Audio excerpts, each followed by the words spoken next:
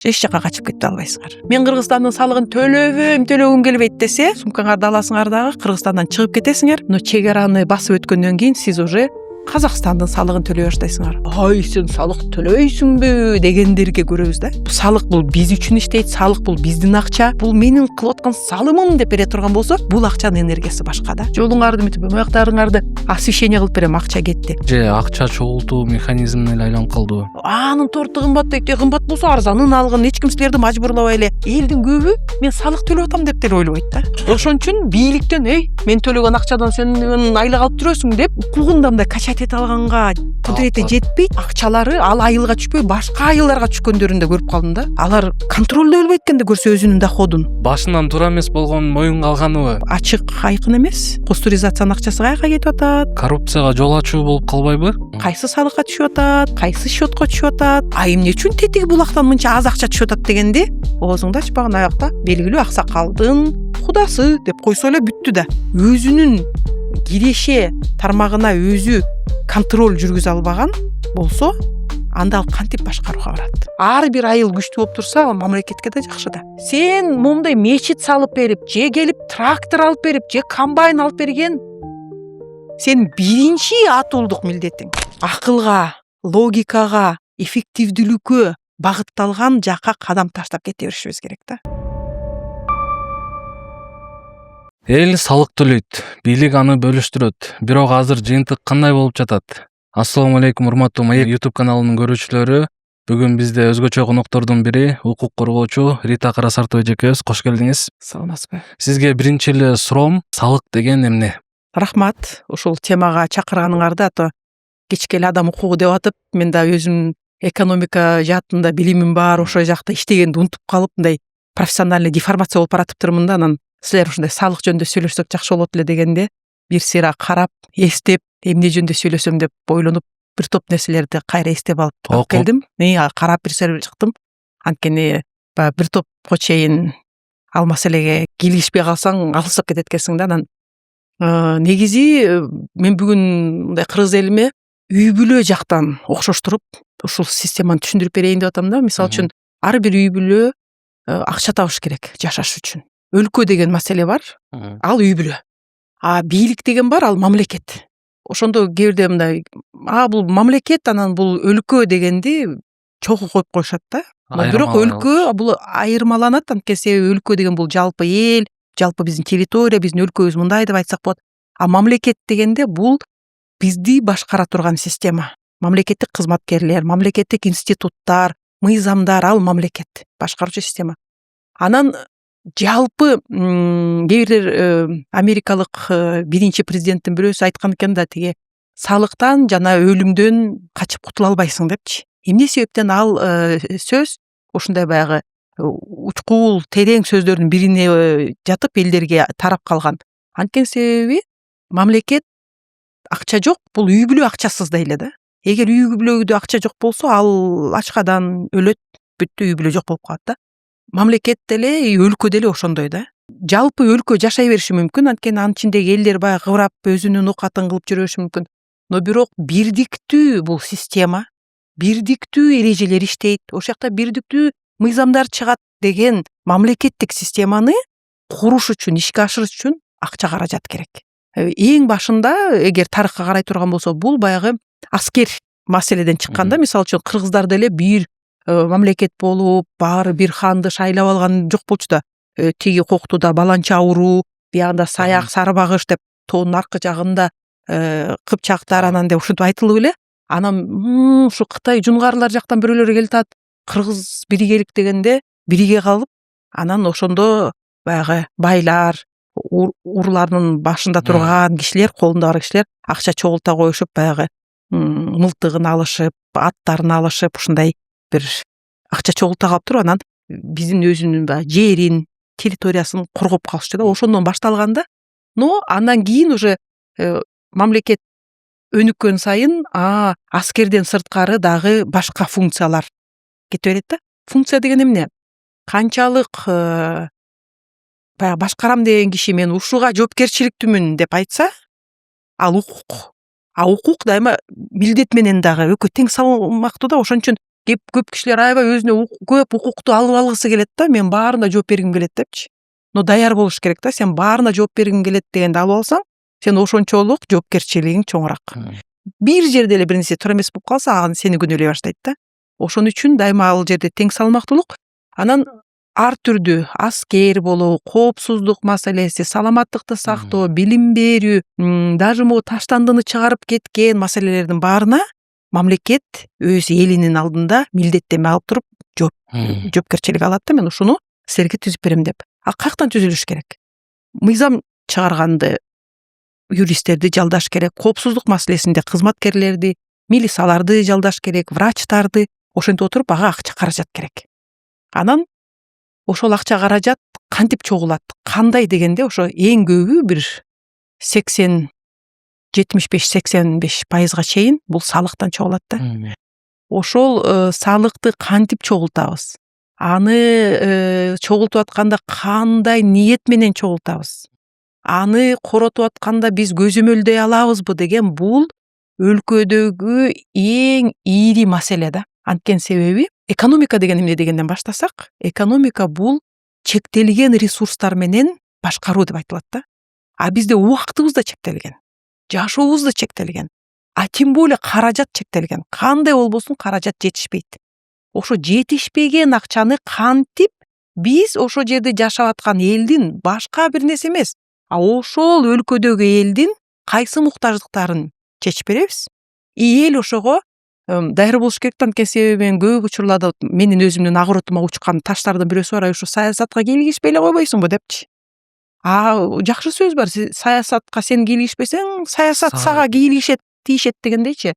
Бүгүн экөөбүз салык саясат жөнүндө сүйлөшөбүз. Ал ар бир үй бүлөгө, ар бир адамга, ар бир ишкерге таандык. Анткени себеби биз каалайбызбы, каалабайбызбы, даже бала төрөлгөндөн баштап ал уже салык саясатта болот. Анткени себеби ар бир памперстин ичинде салык отурат.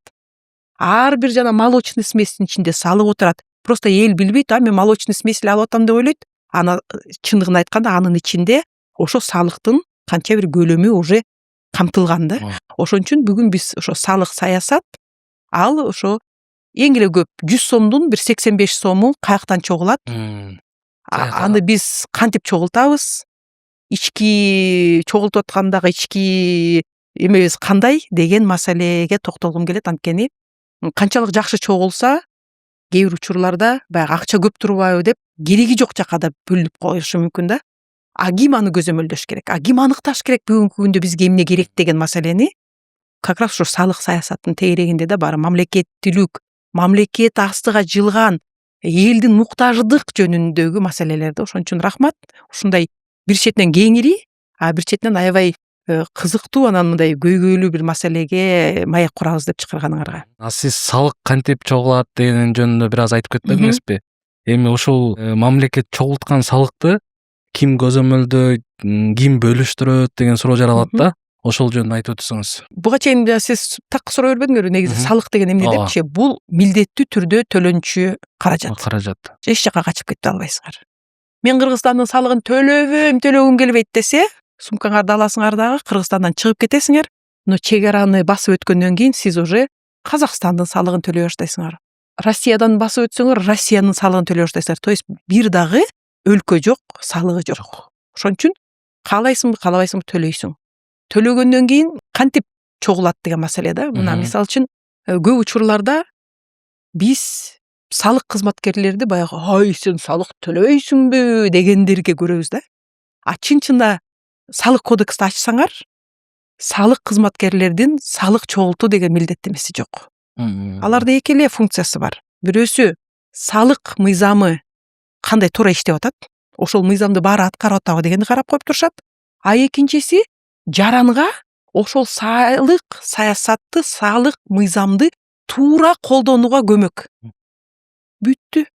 Чогултуш керек акча деген эч жерде андай эч кимдин аркасында андай функция жок. Но зато ар бирибизде милдеттеме бар. Салык төлөш керек. Ошондо мен билбей калыптырмын, салык бар экенин десек, билбей калган нерсе сени жоопкерчиликтен бошотпойт. Бир күнү болбосо бир күнү штраф төлөйсүң. Ошон үчүн бүгүнкү күндө баягы салык саясаттын тегерегинде болуп аткан мындай барыңар төлөшүңөр керек деген бир кыймыл аракеттер болуп атат. Ал да мындай цифровизациянын аркасынан да ал жагы жакшы. Но бирок тескер кичи иштеп кеткен жактарынан айта кетебиз. Бул мамлекеттин эң негизги киреше булагы болгондон кийин салык саясатында мына аткаруу бийлик деп коебуз. Бул салык кызматы, алар салык мыйзамдары туура иштелгенин карап коюп турушат. Парламент, биздин өкүлдөр, биз шайлап алабыз да. Алар кайсы салыктар болуш керек? Алардын ставкасы үстөгү канча экенин аныктап берген, эрежелерди аныктап берген ошолор болушат. Мыйзам боюнча дагы жергиликтүү бийлик деген бар. Биз аны билишибиз керек. Кыргызстан чоң, борбордогу бийлик бар, өзүнүн функциялары менен армия, коопсуздук дагы нерсе деп. Но таштанды жыйнаш керек. Дагы тиги жергиликтүү маанидеги жолдорду, ошол жактагы мектеп, сууларды киргиз керек деген ошол маселелерде жергиликтүү бийлик болгондон кийин алардын дагы функциялары өзүндө бар. То есть адам баласы мына могу жашоодо болуп аткан, могул бияка туруш керек, тил тияка туруш керек деген ал жергиликтүү бийликке таандык маселелер. А мага билинбеген, көрүнбөгөн, менин коопсуздугума, менин армия тетиги жерде жүргөн нерселер ал борбордогу бийлик уюштуруп коюш керек да. Ошол эле мыйзам чыгаруу дагы жогорку кеңешти каршылап ошондой. Ошон үчүн эң негизги мындай ишке ашыруучулар ошо жогорку кеңештин депутаттары, анан салык кызматы, анан бардык мамлекеттик кызматкерлер уже салыкты алып, биздин төлөгөн акчаны алып, бизге кайра кызмат көрсөткөндөр да. Но бирок эффективдүүлүгүн, кайсы жарга канча акча кетет дегенин все равно өкүлдөр, анан жарандар көзөмөлдөп туруш керек да. Бул жерде да бир айтып кете турган нерсе, бизде көбүнчөсү бардык эле маселеге мурдун тыкпай эле отурбайбы дейт. Тескеринче ушундай бардык маселелерге мурдун тыккан. Но бирок баягы ложный донос деп коет го, баягы текшерилбеген маалыматты жибербей эле ошондой адамдарды мындай сен кыйынсың деп коюп турса, жана көзөмөл ошолордун аркасы менен келет да. Могу мындай тигинди жакта момундай болуп аткан турбайбы депчи. Ошондуктан элдик көзөмөл, ачык айкындуулук бул баягы акыйкат башкаруунун эң негизги фундаменти, пайдубалы деген ошондон келип чыгат да. Элдер силер унчукпай эле тияка туруп тургула, биз бияктан көзөмөлдөп алабыз деген ал жөн эле баягы миф да, потому что 25 көзүң жок, элдикинен ашып кеткен бир суткада 100 саатың жок, сенин да ресурстарың чектелген. Ошон үчүн бүт функциянын баарын бир жерге топтоп ала бербей, ооба сен да кыйынсың, сен да карап тур, акча туура жака кетип атабы, ошонун тиги жыйынтыгы туура чыгып атабы депчи. Бир эле мисал алып келейин да. Мисал үчүн мен Бишкекте жүрөм, тротуарларды жасап кетишет. Мен көбүнчөсү Манас проспектисине, Чыңгыз Айтматов проспектисине жүрөм, аяка жана велосипед тепкен атайын жолдорду салып койгон да. Жана подземный переход жагына келгенде былтыр эле жасаган, быйыл уже талкаланып калган да. Мен айтышым керек, былтыр эле жаңы жасалган жол 5 жыл кып этпей иштеш керек. Стандарт боюнча. Эмне үчүн койгон брусчаткалардын баары 1 жылга жетпей уже талкаланып, одарылып, аңтарылып калган деп мэрияга жазсам, мэрия барып туруп, ошол жасаган подрядчикти алып келип туруп, сен стандарт бар да. Жасаган нерсең 5 жылга иштеш керек болчу, эмне үчүн 1 жылда эле кетип калды деп кайра жасатып, кайра ордуна келтирип, анан бирөө дагы башканы айтат. Бирөө, буяктан суу кетпей калат экен, эмне үчүн арык бияка келет, бияка такалып калган. Бирөө жаган жан бияка кетпей атат деп ушинтип атып, баягы күндөн күнгө кичинекейден бир нерселер оңолуп атып, жана элдик контроль деген ушундай да. Биздин акча жөн эле азыр мен оңдоп берем, акча эле болсо эле оңдоп берем дегендер толтура. Но оңдогонго жеткизбей, сапаттуу жасап, биз кетирген акча 5 жыл кыңк этпей салынган нерсе иштеп бериш керек дегенге баргыса, ошондо баягы айтып коет го, тиги акча ченемдүү да, ограниченный ресурс да. Биз эбегейсиз бай болсок дагы, кээ бирде айтат го, могу асфальт менен төшөгөн жолго бир канча миллиметр алтын менен жаба тургандай акча кетиптир, эмне дагы эле жол талкаланып атат депчи. Анткени сапат жок. Ошон үчүн бул мындай салык бул биз үчүн иштейт, салык бул биздин акча, биз ошону жасатабыз, биз көзөмөлдөп турушубуз керек деген ан сезимди биз өстүрүп алсак, бийликтегилерге дагы өздөрүнө жакшы да, монтип контроль кылып жүрбөй, бирөө эле айтып чыкса, текшерип көрөкчү.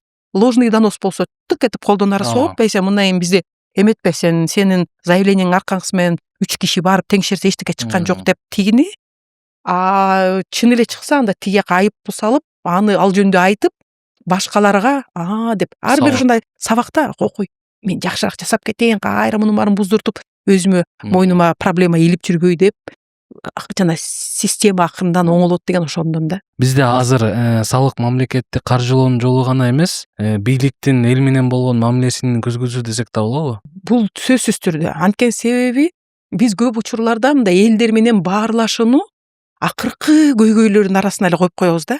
Чын-чынына келгенде баарлашуу бул эң алдыда туруш керек. Кайсы маселе болбосун, биринчи эл менен баарлашып алып. Силердин кандай оюңар? Биз билбейбиз да, биз мисалы үчүн башыбызда 3 эле пункт бар, ушундай кылсам болот экен деп. Элдин арасында тажрыйбасы көп. Башка өлкөнү көрүп келгендери болуп, алардын пикирлерин эметип, анан алардын пикирлерин угуп, аны сен туура деп атасың. Бул кыйын киши акчалай да жардам берип атат деп ушинтип баштаса, эме сознание өсөт да, мен да көрсө ушуга салымымды кошо алат турбаймынбы? Бирөөнү мактап койсо мен деле ошондойго деп, ковид учурунда билесиңер го, иштеп жүргөн кишилерге маскаларын кийип тамагында алып барып мейиштеген деп бирөөлөр бир нерсе тигип маскаларын раздавать этип ушундайго баягы тилектештик чоң бири-бирине колдоо маселе. Бул аябай чоң күч да.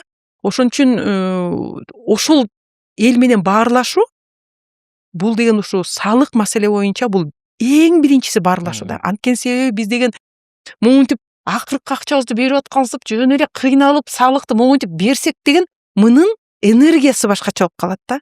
Эгер биз мен жаранмын, мен Кыргызстандын мондай өнүгүүсүнө ушуну төлөшүм керек, бул менин кылып аткан салымым деп бере турган болсо, бул акчанын энергиясы башка да. Но зато ушундай кыйналып атып табып, ошону бергенден кийин, көрсөтчү мен көрөйүн кандай эмнеге кетирип атасың деп туруп, бунун колдогон бул акча сапаттуу бир кызматка же сапаттуу бир нерсеге айланганды уже кызыктар болот да төлөгөн киши да. Ушул мамлекетте бул үй бүлө, биз үй бүлөбүз. Бизге башка бирөө келип жакшы өлкөсүн колдонуп алачы кыргыздар деп бербейт. Же жакшы элин берип койбойт. Ооба биз ар кандайбыз, бирөөбүз скандал, бирөөбүз унчукпай отурабыз. Ошонумуз менен биз аябай мындай башкаларга окшош эмеспиз да.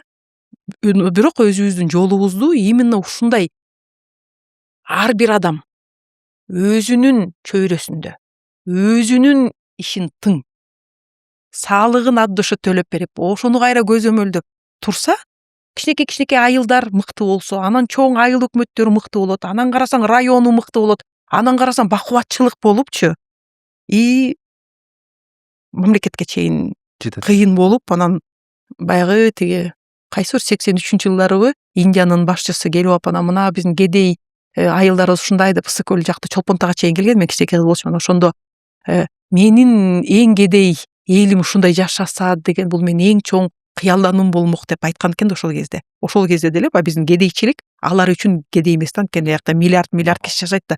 Кедей болсо аябай кедей, бай болсо аябай бай. Баягы экөөнүн ортосунда ажырымы чоң болчу. Биздикилер мындай стабилдүү бир нерсеси жетпей атса да, но бирок кийингенибиз кычырап, үйүбүздө бир машина токтоп туруп мындай эмебиз бар да, мындай кандай бир минимальный бир эме. Ошон үчүн ошондой өзүбүзгө өзүбүз тың коомду өзүбүз калыптанып алсак, ал как раз ошо биринчи баарлашуу ошол салык боюнча да. Анткени себеби бул тандоодо мен кандай жашагым келет депчи, ошол салыкка кичине мындай тиешеси бар. Жергиликтүү өз алынча башкаруу дебедимби алар айылдарда. Жергиликтүү өз алынча башкаруу бул эмне десе, бул укук жана чыныгы жөндөмдүүлүк. Өзүңдүн жашооңду өзүң уюштуруп алганга дейт да. Уюштуруш үчүн акча керек. Кээ бирлер ойлойт, жөн эле мындай эмеденчи мындай позыв, мындай благородный келе чогулдугула баарыбыз чогуу жасабыз деп. Бир күн, 2 күн позыв. Стабильно акчасыз эч ким иштеп бербейт. Эч ким иштеп бербейт. Потому что мисалы үчүн мени деле ыйлап келишет да коргоодочу, анан 6-7 бала иштейт, юристтерим карайт документтерди. Айтам, макул, менин балдарым чоң, мен иштеп жүрөм. Бунун 2 баласы бар, мунун 3 баласы бар, аялы турат, анан ушунча иштеп келгенден кийин үйгө бир нерсе көтөрүп келиш керек. Силер акча төлөп бергенден кийин ооба мен анын көрүнгөн фондторго грант жазам, бизге жардам берип койгочу, ушундай укук коргоо организациябыз бар деп. Төлөп бере турган болсоор анда макул, кыргыз эли каржыласын деп силер төлөп бергиле. Адвокаттан сырткары укук коргоочуларга да акча төлөгүлө депчи. Ошондой элдер ошондой беле деп ошондой түшүнүшөт да. Вот көбүнчөсү мындай бекер эле системаны азыр мындай эми мен вдохновение менен бир сонун толтура иштерди бүтүрө коем деп ойлойт. Жок. Ар бир силердин өкүлүңөр, атка минериңер бир нерсе убада кылса, убаданын аркасында канча каражат турат. Көпүрөңөрдү оңдоп берем, миллион кетти. Жолуңарды бүтүп, маяктарыңарды освещение кылып берем, акча кетти. Акчасы кетирбеген мындай бир иш-чара уюштуруп берем десе да, ага элдерди чогултуп, паркорке кылганына дагы бери дегендер кичине акча кетет. То есть акчасыз кыймыл аракет, акчасы жок болсо, ал кыймыл аракет ишке ашпайт. Мамлекеттик деңгээлде болобу, жергиликтүү өзүнчө бийликтин деңгээлинде болобу, но кандай аракеттерди жасагыбыз келсе, ал сөзсүз түрдө акча каражат менен коштолгон болуш керек да. Бүгүн Кыргызстанда салык системасы адилеттүүлүктү орнотуп жатабы же акча чогултуу механизмине эле айланып калдыбы? Аябай көп мындай жана мен бир сер айтып кеттим, мамлекет вообще башкаруунун эң негизги фундаменти, пайдубалы бул ачык айкындуулук депчи. Анан бул салык системасында салык сыры деген статьясы бар. Анан көп учурларда өзүңөр деле байкайсыңар го мынтип жогорку кеңеште отурган отургучтарын спонсордун аркасы менен алмаштырып кетишти. Анан тиги жерде спонсор болуп салып кетти. Анан мындай деп, анан көп нерселерди мындай до конца айтпай, акча каяктан келерин деп, аябай көп бүдөмүк ойлорду жаратат да. Аябай көп бүдөмүк ойлор жаратат. Анткени себеби биздин бир спонсор дегенде эле уже тиякта уже менде 1000 ой ачык айтып койгула. Ошондой кыйын атуулдарыбыз бар болсо, тем более бюджетте эме деген понятие бар да, целевой. Мен ушул могу жерде көпөрөнү жасаганга акчаны салып атам дегенде, салык эмес деген бир төлөм бар да, ошол жака киргизип койсун. Но ким жасап атканын айтып койгула депчи. Айтпаса, сразу же элдер комментарийден көрөм да, бул иши үчүн ал эмнени алды болду экен? Замен деген маселелер чыга берет да. Ошон үчүн ачык айкындуулуктун аркасы менен биз кандай бир сонун жетишкендикке жете алабыз. Мен бир эле мисалды айтып берейин. Илгери машина айдап жүрүп, анан бир жумада 2 жолу мени эвакуатор алып кетип калды да. Мындай эле токтотуп эле бир маселени чечип чыга алайын десем, чыксам машинам жок. Анан бир алдым, эвакуаторго өзүнчө төлөдүм, айып пулун өзүнчө төлөдүм, эптеп алып келип алып, эртесин кайра бир жерге токтото койсом эле кайра сүйрүп кетти. Анан уже экинчи жолу сүйрүп кеткенден баягы төлөгөн акчам мен үчүн аябай чоң болуп, мен ызаландым да, анан отуруп туруп баягы квитанция берет да, квитанция бергенде ИНН жазылып турат да. ИНН жазсам, кайсы компания эвакуация кылып атканы көрүнүп турат. Ал мамлекеттик органга, ГАИге кызмат көрсөтүп атат да, эвакуация кылып кетип атат да. Значит, ал эвакуация кылып кетип атканына любой эле организация келбейт, ал тендер менен болуш керек. Мисалы үчүн ГАИ тендер эметиш керек да, биз ушундай эвакуаторлору бар механизированный колонналар болсо катышкыла. Биз ушинтип туура эмес токтолгон унааларды ташып кетебиз дегенде 7-8 организация келип, мына менде 25 унам бар, эвакуаторум бар, менде 30, мен мынча акча менен сүйрөп кетип турганга даярмын, мен мынча менен деп, анан эң аларга баягы ылдыйба менен, анткени мэриядагы эме да, типа бизнесмен да, азыраак акча менен өзүнүн кызматын ишке ашырып алыш керек да. Анан алар тандап алыш керек болуш керек да. Анан кайсы компания экенин таптым. Бул баягы журналисттик иликтөө болуп калды меникичи. Ал кезде мугалим болуп жүрчүм, анан таптым. Анан мэриянын эмесине кирсем, тендер өткөзүлбөптүр бул функцияга. Анан канча салык төлөнөт экен деген ал кезде ачык болчу да. Анан ИНН вбивать этип эле баягы open budget деген эмеге кирдим. Кирип эле ИНН урсам эле 135 сом бир жылына төлөгөн компания экен. Аны жазып чыктым.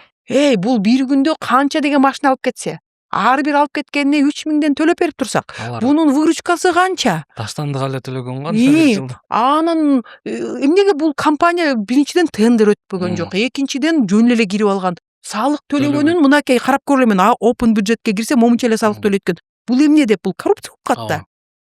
Бүгүнкү күндө даже ошону биле албайбыз. Булардын баарын функцияларын баарын жаап коюшкан да. ИНН менен ал канча салык төлөйт экен дегенде, дала көбөктөр минтет го чиркен. Көп салык төлөгөнүн көрүп алса уруулар келет да, ошон үчүн биз маалыматтарды жаап койдук дейт да. Жабык маалымат жакта жанагы эле маселе болот. Баягы күнү салык кызматы эмне бир журналисттик иликтөө жасап, Кыргыз нефтегаз төлөбөгөнүн аныктап деп бир аябай бир бурдап чыгышпадыбы? Ким кепилдик берет, что Кыргыз нефтегаз бул жалгыз жападан жалгыз төлөбөгөн организация экенинчи? Балким тиякта дагы Түмүнбаевдардын туугандарынын, анын дагы кудаларынын же дагы башкалардын компаниялары точно ошондой экенине ким көпүлдүк берет? Ачык айкын болбосо эч ким көпүлдүк бербейт.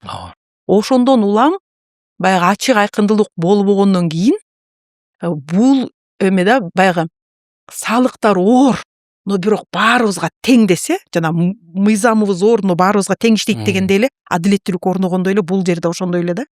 Анткени себеби бирөөсү төлөбөсө салык, а бирөөсү төлөсө, анда экөөнүн ортосунда конкуренция бузулат.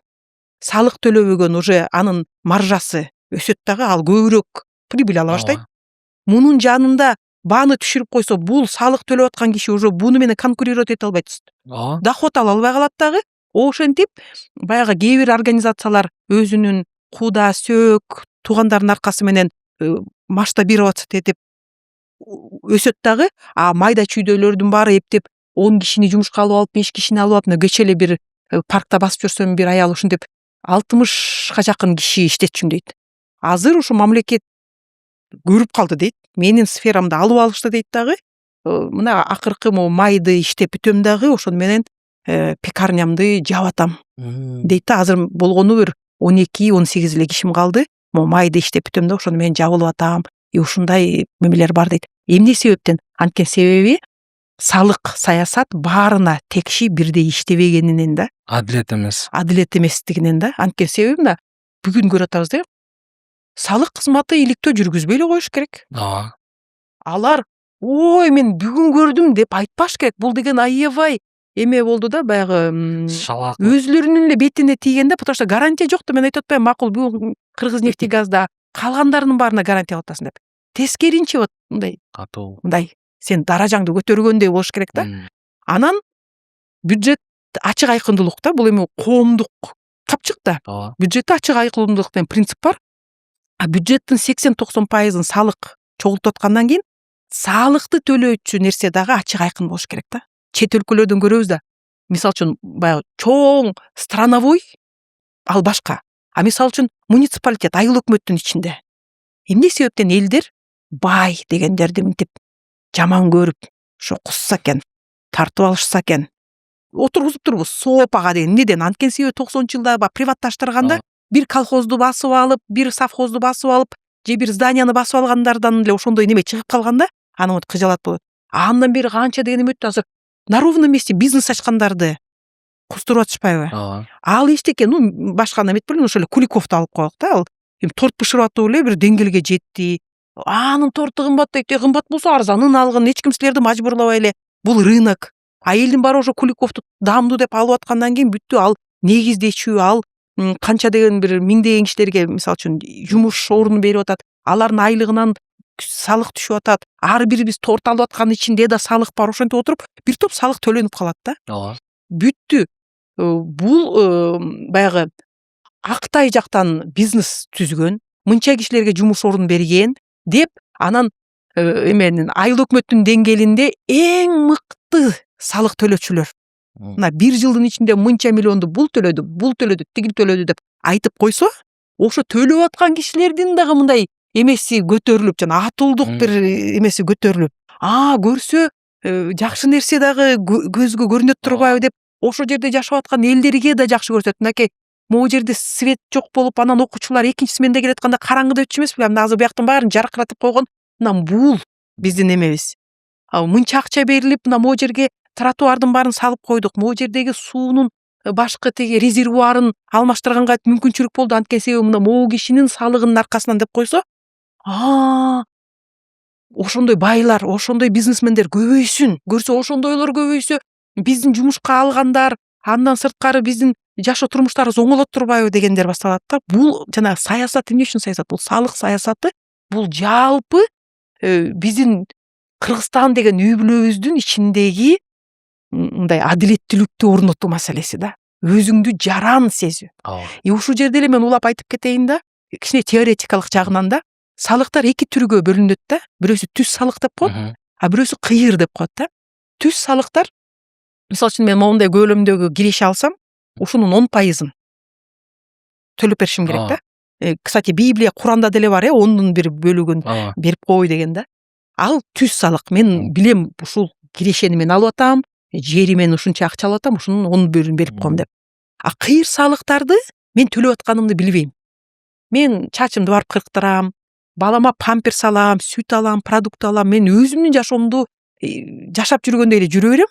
Но ошо чачымды кырктырып аткан кызматтын ичинде салык, сатып алып аткан сүтүмдүн ичинде салык, транспортко отурсам таксинин ичинде салык. Ошентип отуруп бул кыйыр салыктар алар баанын ичине эле кирип калып чогулат да. Анан экономикада мынтип байкалат да, экономикада баягы жаңы өнүгүп келаткан өлкөлөрдө өзүнүн таап алган кирешесин бергиси келбегендер көп болот да. Анткени биз деле баягы 90-жылдарда билдик да, муну өптөп өзүм таап алсам эмнеге мен бөлүшүшүм керек экен депчи. Ошон үчүн мындай жаңы өнүгүп баштап аткан өлкөлөр кыйыр салыктарды көбүрөөк колдонуп, элдер нан жеп атып, аркы өркөп атып салык төлөйт. Но бирок өнүгүү келгенден кийин бара мондай түз салыктар көбөйүш керек да. Экөөнүн айырмасы эмнеде? Экөөнүн айырмасы мындай да. Бул жерде мен өзүм төлөп аткандан кийин мен жана атуулдугум өсөт да. Мен төлөп атам сага монча акча. Сен эмне үчүн кызматыңды анча сапаттуу эмес эмнеге таштандыны бир жумада бир алып кетпей, бир айда бир алып кетип, тетияктын баары сасып, таштандынын челектерин тегереги 100 метрге чейин сасып, бизде кечинде терезени ачканга мүмкүнчүлүк жок болуп атат. Стандарт боюнча бир жумада 2 жолу алып кетишиң керек. Эмне үчүн аны уюштура албай атасың деп. Сөзүбүз, тилибиз узарат. Буну өзүбүздүн акчабызды берип аткандачы. Бизде болгон өлкөлөр көбүнчөсү мына жана кошумча наркы салык, сатуудан салык деп ал бага эле кошулган үчүн элдин көбү мен салык төлөп атам деп деле ойлобойт да. Ошон үчүн бийликтен мен төлөгөн акчадан сен айлык алып жүрөсүң деп өзүнүн укугун да мындай качать эте алганга кудурети жетпейт. Ошон үчүн бар сен эмнени төлөп аттың эле, сен эч качан эчтеке төлөбөйсүң деп кетип ийсе, байкуш шалпай чын эле мен деле бир кыйратып мамлекетке деле акча төлөйм деген бар да. Ошон үчүн бара мына убактылуу ооба бул кыйыр салыктар боло берсин, но бара байлар көбөйүп, өзүнүн кирешесинен, өзүнүн алган эмелеринен төлөгөн төлөмдөр көбөйсө, бул өлкөнүн өнүгүп аткандыгынын белгиси болот да. Ошон үчүн биз ошолордун баарын бир сыйра карап чыгышыбыз керек да. Бүгүн Кыргызстан кандай? Биз эмнени колдонуп атабыз?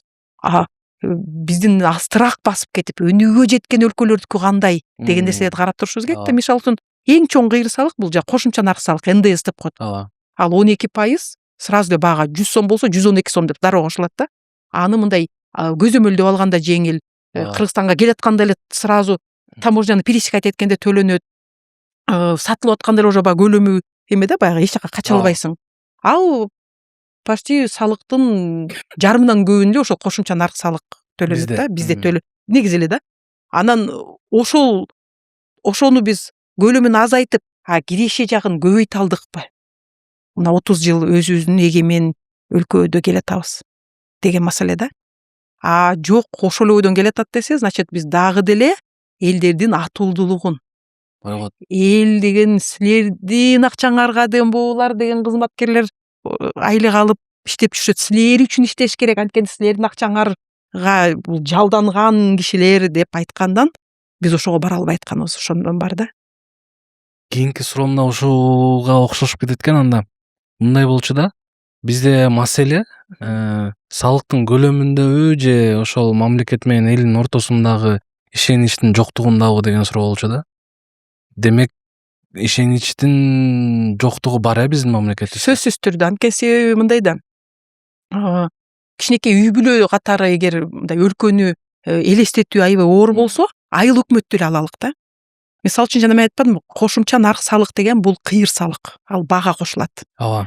Ошондой эле бир кыйыр салык бар, сатуудан салык деген. Дүйнө жүзүндө өлкөлөр бар. Кошумча наркы салыкты колдонгондор, анан сатуудан салыкты колдонгондор. Но экөөнү бир, анан чогуу бир жерде колдонуу деген бул нонсенс да. Ал Кыргызстанда болгон. 2009-жылы жаңы салык кодекси кабыл алынып атканда, ага чейин сатуудан салык бул жергиликтүү эле бийликтин салыгы болчу да. Эмне үчүн ал керек деген маселеде. Жергиликтүү бийликке. Мисалы үчүн, элге да түшүнүктүү болсун да.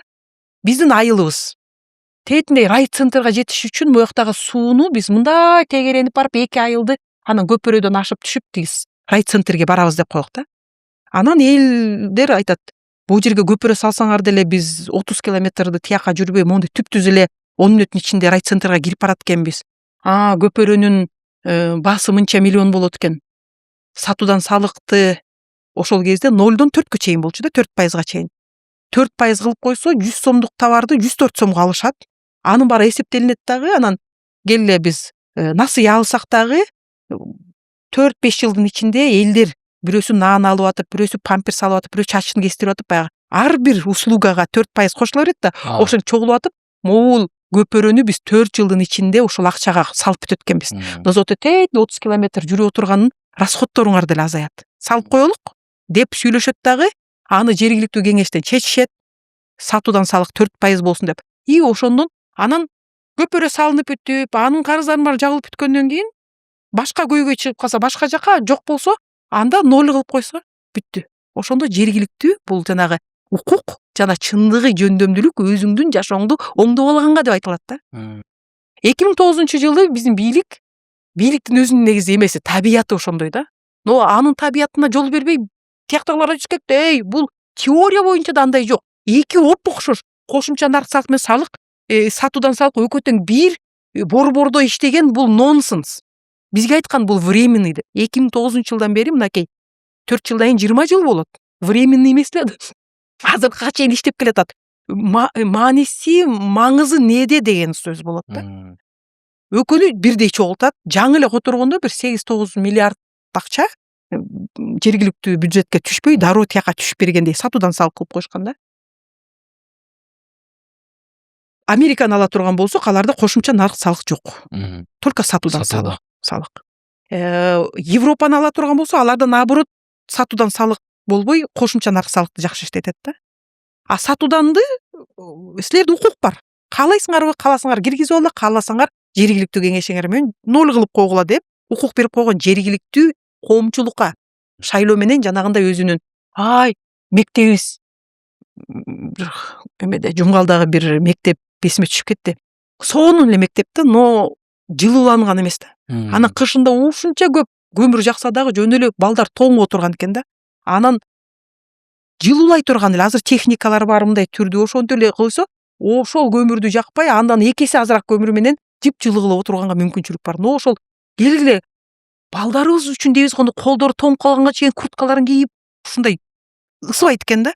А ошону чечип койсо, балдары жеңил кийимчен кыштын күнү деле отуруп, жылуу жумшак саап өткөнгө кандай сонун деген маселе да. Ошондо элдер биздин балдар го, бул биздин келечек го, келгиле эме бүт мектептин баарын жылуулаганга момундай нерсе кетет экен. Ушул акчаны быйыл өзүбүз мондай чогултуп алалык деген мүмкүнчүлүгү бар болчу да. Азыр ошол мүмкүнчүлүктүн баарын алып коюштуруп өйдө жака беришет дагы, а ылдый жака компенсация ошол топтолбой калган нерсенин толуктоп берген деп эле мындай үй бүлөнү карай турган болсо, борбордогу бийлик ата-эне болсо, жергиликтүү бийлик балдары болсо, сен өзүң бутуңа туруп кетип, өзүңдүн жашооңду оңдоп ал деген ата-эне жоктой көрүнөт да.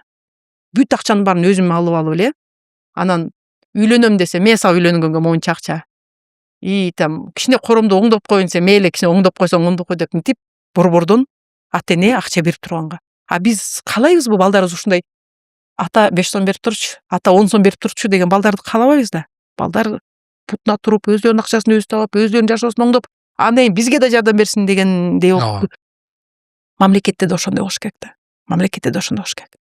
Ар бир айыл өкмөт өзүнүн эли менен сүйлөшүп, 3 жыл, 2 жыл келе белибизди бекем буйбуз, но могул салыкты колдонуп туруп, моундай маселебизди чечип алабыз деген курал калтырып коюш керек да. Бизде бүгүн андай курал жок. Салык саясатын баарын өйдө жака алып алган.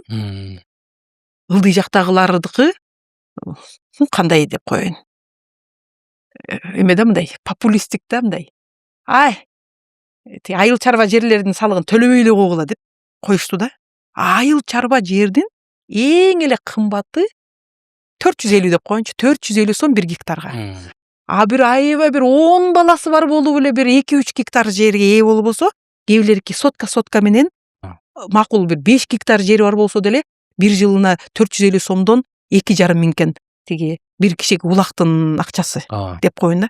Ошол салыкты тескеринче мында сен салыкты төлөп атасың, сен жарансың деп аткан нерсени төлөбөй эле койгула деп койду да. А элдин баары бир салыктан кутулдук деп сүйүнөт экен да. взамен биз эмнени алдык? Эч нерсе.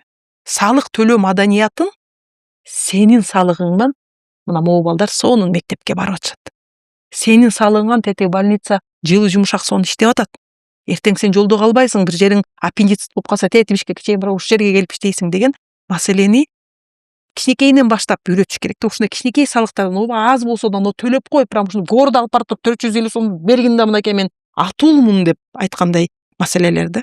Ошон үчүн биз ушул тармакта мындай отуруп алып туруп Кыргызстанга эмне керек? Биз каяка баратабыз деген нерсени талкуулашыбыз керек да. Анткени себеби ал болбосо азыр бир жагынан айтып атышат ооба. Жеке ишкерлер, кичинекейчи малый бизнес, индивидуальный предприниматель деп коет. Аларга мындай бир эле кнопкамен баса коюп эле, бат эле, жеңил эле түзгөнгө мүмкүнчүлүк бар деп. Но бирок ошол эле салык мыйзамында дробление деп коет. Чоң ишканалар майдалары менен иштегенге уже кызыксыз болуп катты, анткени алардын вычетине, расходторду списывать эткенге жол бербей койгон дагы. Ошондо чоң компаниялар өзүнчө компания болуп алды күчтүү болуп иштеп кетет дагы. Байкуш кичинекей ишкерлер толтура да 5 кишини жумушка алышат, 3 кишини жумушка алат. Ошолордун аркасы менен канча деген жумушсуз кишилер да жумушка алынып аткандар. Моундай жеке малый средний бизнес аябай көп көйгөйлөрдү жаап кетет да, өзгөчө жумушсуздук маселеси боюнча. Аларды сен майда чүйдө клиенттер менен иштеген сфераңды эле алгын дегенсип мындай таштап коюп атышат. Ошон үчүн караса азыр көп жабылып калып аткан, уже невыгодно деп же жанагындай болуп, булар салыктын баарын төлөбөсө буларда привилегия болуп калып атпайбы? Анын жанында салыктын баарын төлөп аткан экөө конкурировать эте албай булар акырын жок болуп, андан көрөк мен Казакстанга барып иштейин же Өзбекстанга барып иштейин деген маселелер чыгып атканы бул аябай өкүнүчтүү да. Ошон үчүн бирдиктүү салык бул деген жеңилдик, жөнөкөйлөтүлдү деп көп айтышты да. Бирок ишкерлер неге буга ишенбейт? Бирдиктүү салыкта жанагы эле маселе бар да. Баарына текши иштесе бир мыйзам, анда адилеттүү. Анда баарына адилеттүү болмок да. Бизде жанагы ошол болуп атпайбы? Чоң бизнестер жана НДСти кошумча наркы салыкты төлөшүп, алар чоң көлөмдөрдү алып, анан алып сатып атканда, мисалы үчүн 100 сомго 12 сом төлөйт. Кийинки стадиясында кошуп аткан эле кошумча эле акчаны деметип коет, анткени алып атканда мынакей мен кошумча наркы салыгымды мурун төлөгөм. Счет фактуранын ичинде 112 сомдун ичинде уже 12 сом мен алып аткан кишиге уже сен салыкты төлөп кой мен үчүн деп айтылган болуп калат да. Сен кичинекей ишкер менен иштесең, алар кошумча наркы салык төлөбөйт. Андай счет фактураны бере албайт. Анан сен баягы 100 сомду алып атканда 12 сомдун ичинде салык дегенди далилдей албайсың. Но берип койдуң. Бүттү, сен кийинки стадияга келгенде ошол 12 сомду кайра өзүң төлөшүң керек болуп калат да. Сенин алып аткан 20 сом мисалы үчүн пайдаң бар болсо, анын уже мурунку төлөгөнүң менен кошулуп, дагы кийин да төлөп пайдасыз болуп каласың да. Ошон үчүн мен бул кичинекей ишкер менен не кылам иштеп деген болот дагы. Ошентип кичинекей ишкерлердин бул жанагы кыйыр салык дебедимби, баага кирген. Алардын баары бунун баасын формировать этет. Ошондо жанагы теңсиздик маселе болуп, кээ бир компаниялар ооба биз компаниябыз, биз кошумча наркы салык менен иштейбиз деп, кээ бирде жанагындай подложный документтер менен да бир нерселери бар экен. То есть цифровизация бул жакшы, но ар бир счет фактура каяктан келип, кимге кетип, салык кызматтары салык чогултпаш керек да. Алар жөн эле диванный эксперт да, алар ачык эле документтерди карап эле, так жер тилкеси мындай экен, жана түндүктөн мындай салыгы, значит мындай назначениясы мындай экен, тигиндей экен. Бул туура кетип атат. Тигил что-то бул жерде подозрительно, бу жака эмне болуп атат? Что-то могу счет фактурага аябай көбүрөөк кетип атат. Бул ушуну көрсөтүп атабы деп эле компьютерден эле иштеп койгон системага баратабыз да. Бул бир четинен баягы наличканы да эме кылып койбодубу, тиги М-банкка 2 жолдон көбүрөөк акча түшсө, сен уже ишкерсиң, давай М-бизнеска өткүн депчи. Бул дагы баягы серый схемаларды апкайт эткен системада бир чети жакшы.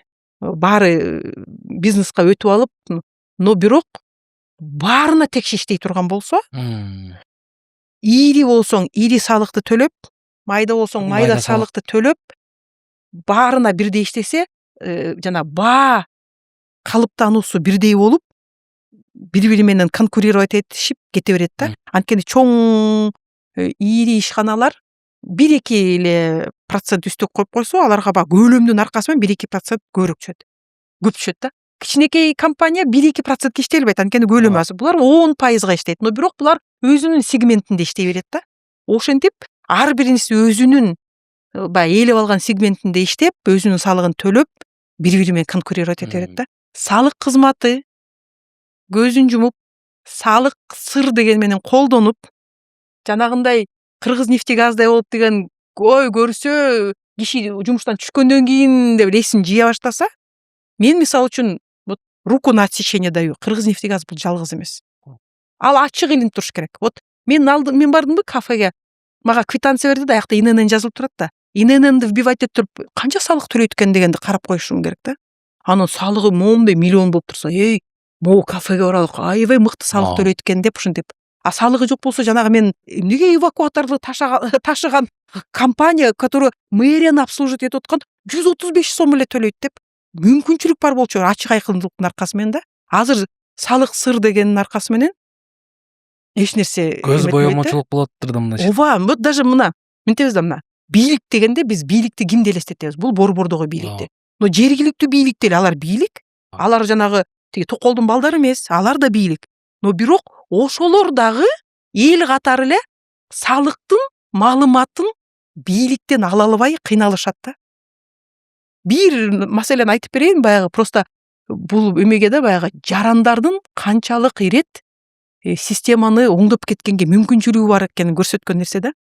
Мен өзүм жергиликтүү өз алдынча башкаруу жактан адисмин. Анан айыл өкмөттөр менен көбүрөөк издөө анан каяка бартасы бар десе, казначылыкка барып эмелерибизди жазып келеликчи деп эле, счетторунду элечи. Эмне кыласыздар жазып? А ошентип жазабыз. Барып алып, тигинден акча түшүптүр, мындан деп отуруп алып прям жазышат экен, канча убакыт кетет.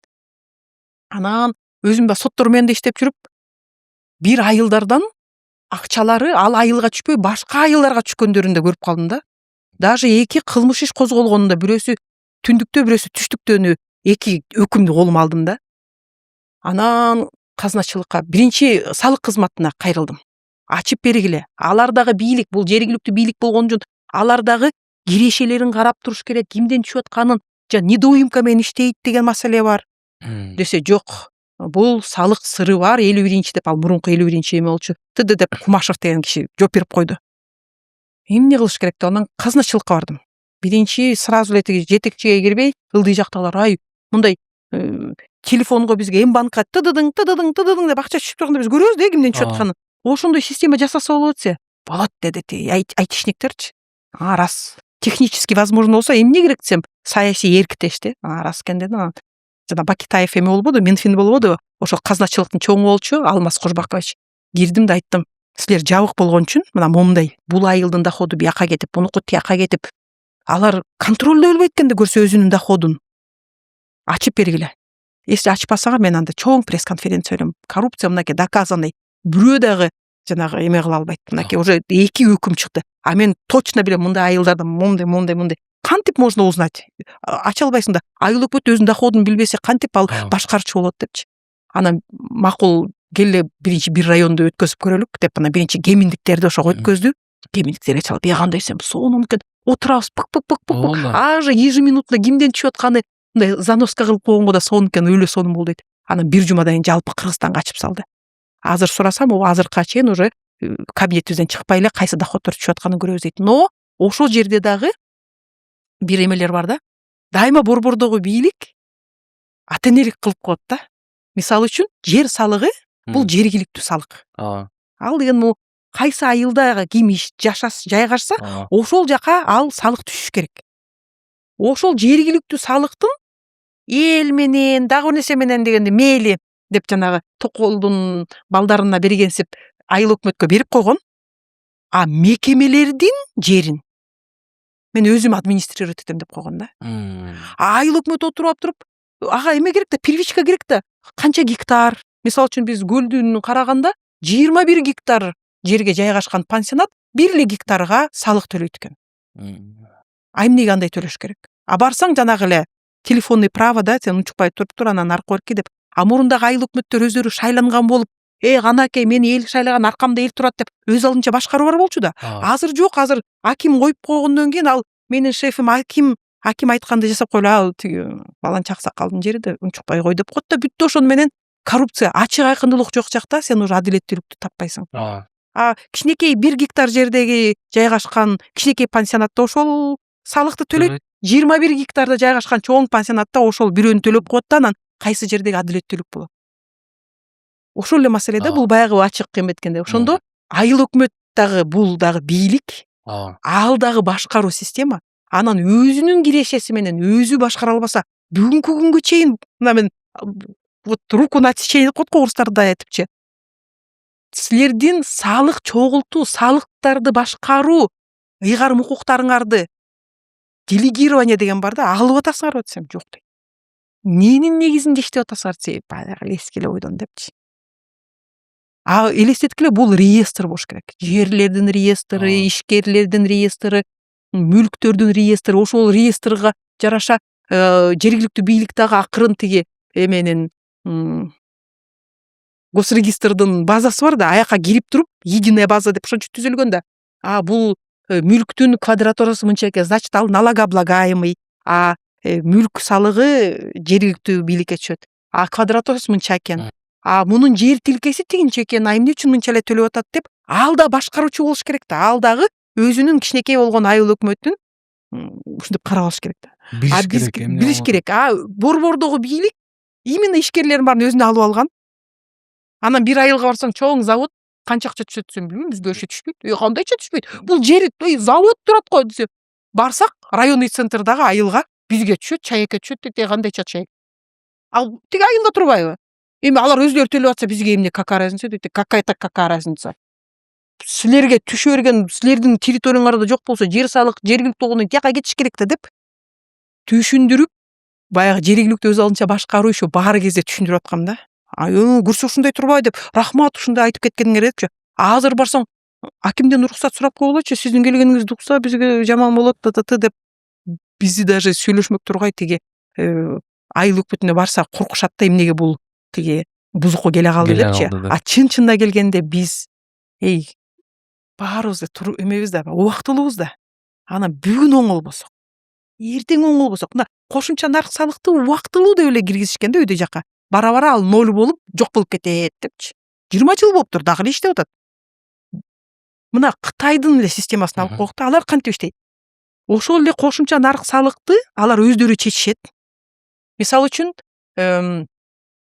бир киши уникалдуу билим алса, ал анын билимин башка региондогуларда колдонсо, ал уникальный болгон үчүн ага айлык көп төлөнүп берсе, ал кайсы жерге барып иштеп келбесе дагы, анын пропискасы биякта болуп, ушакта билим алгандан кийин акчасы жана киреше салыгы бияка түшүп, ошондо регион өзүнүн региондогу балдарына керектүү, уникалдуу профессияларды бергенге кызыктар болуп, жанагындай профтех лицейлерди күчөтүп, мектептердин ОРТсине жакшынакай бир нерселерди каржылап бергенге, бала бакчадан башташ керек, ошол жерде заклад өтсөп, 100% ар бир баласы доступ эмететкенге бала бакчаларды уюштуруп, канчалык ошону жакшы уюштурушса, кийин алар чоңоюп туруп, кайсы жерде өзлөрүнүн иштери менен иштебесе дагы киреше салыгы аларга түшүп, кайра регион өнүгүп, ар бир кичинекей регион күчтүү болсо, баары чогулуп келип, мынакей бүгүнкү күндө дүйнөнүн баарын силкилдетип аткан Кытай болуп келди да.